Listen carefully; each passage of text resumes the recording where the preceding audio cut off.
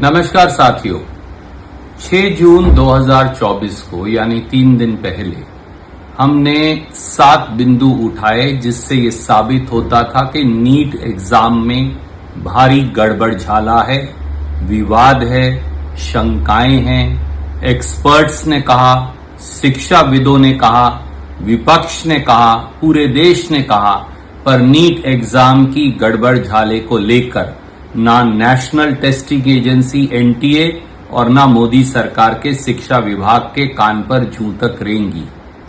अब 8 जून 2024 यानी कल एनटीए के महानिदेशक ने यह कह दिया कि 1563 बच्चों को जो ग्रेस मार्क्स मिले हैं उनकी एक कमेटी समीक्षा करेगी। लीपापोती का ये खेल नीट एग्जाम को लेकर कब तक चलेगा? कब तक एनटीए और मोदी सरकार जवाब नहीं देगी? कब तक अनियमितताओं की जांच नहीं होगी? कब तक पूरे तथ्य 24 लाख बच्चों और उनके माता पिता और शिक्षाविदों के सामने नहीं रखे जाएंगे? सवाल सीधा ये है। कुछ सीधे सवाल बनते हैं जिसका जवाब आज भी एनटीए और शिक्षा मंत्रालय नहीं दे रहा। पहला सवाल, 67 नीट टॉपर कैसे हो गए? यानी 720 में से 720 नंबर उनके कैसे आए? पिछले सालों में कितने टॉपर थे ये देखिए। 2019 में एक टॉपर था, 2020 में एक टॉपर, 2021 में 3 टॉपर, 2022 में एक टॉपर, 2023 में 2 टॉपर और 2024 में 67 टॉपर। ये अपने आप में असंभव भी है और अचंबा भी। इसका जवाब मोदी सरकार और एनटीए क्यों नहीं दे रही?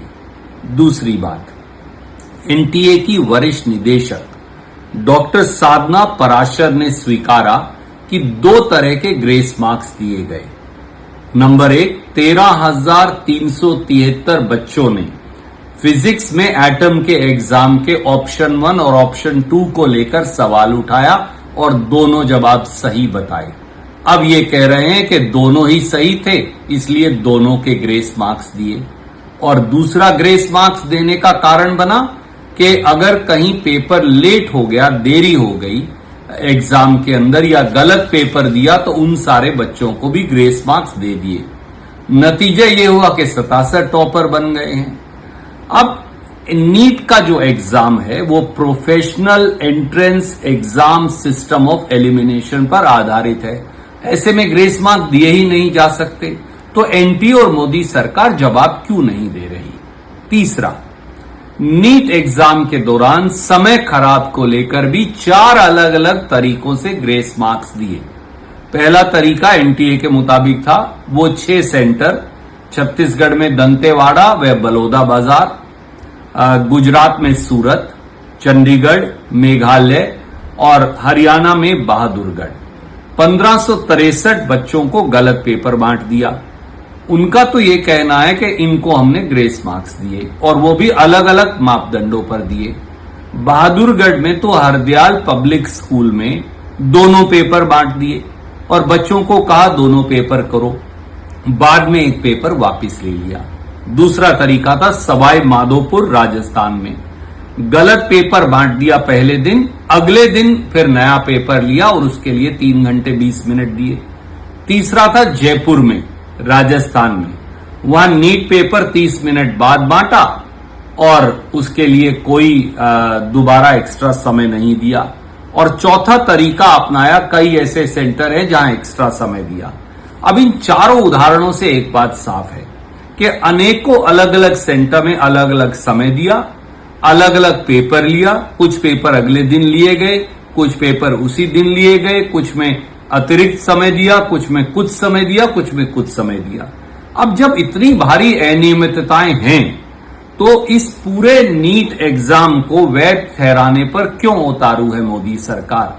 और 24 लाख बच्चों के भविष्य का क्या होगा? चौथा, अब तक 600 नंबर अगर आते तो सरकारी मेडिकल कॉलेज में नीट एग्जाम के आधार पर दाखिला हो जाता था। अब ये बढ़कर 660 हो गए हैं। तो गरीब बच्चे जो नीट एग्जाम देते हैं वो कहां जाएं? नेक्स्ट, 5वां, रिजल्ट आना था 14 जून 2024 को। 4 जून को पार्लियामेंट का रिजल्ट आना था, क्योंकि इतनी भारी गड़बड़ झाला था तो रिजल्ट भी 4 जून को निकाल दिया गया। तो क्या ये इसलिए निकाला गया कि इन सब पर पर्दा डाला जा सके? लीपा पोती का ये खेल कैसे चलेगा? और आखिरी जो महत्वपूर्ण बात है, कई बच्चों ने खुदकुशी कर ली नीट के रिजल्ट आने के बाद। हमने देखा कि दौसा के एक बच्चे ने की, रीवा की एक बिटिया ने की, मध्य प्रदेश के। कैसे चलेगा ये? 24 लाख युवा नीट एग्जाम को लेकर मोदी सरकार से न्याय चाहते हैं, लीपा पोती का खेल नहीं। हम ये चाहते हैं कि झूठ के आडंबर को छोड़ा जाए और सच्चाई सामने आए। मोदी जी आज प्रधानमंत्री की शपथ तो लेंगे, पर इन 24 लाख बच्चों के भविष्य के बारे में भी पहला कदम उठाएं और देश को बताएं कि अब इस नीट एग्जाम की विश्वसनीयता, वैधता, विवाद, इनका हल कैसे निकलेगा। जय हिंद, नमस्कार।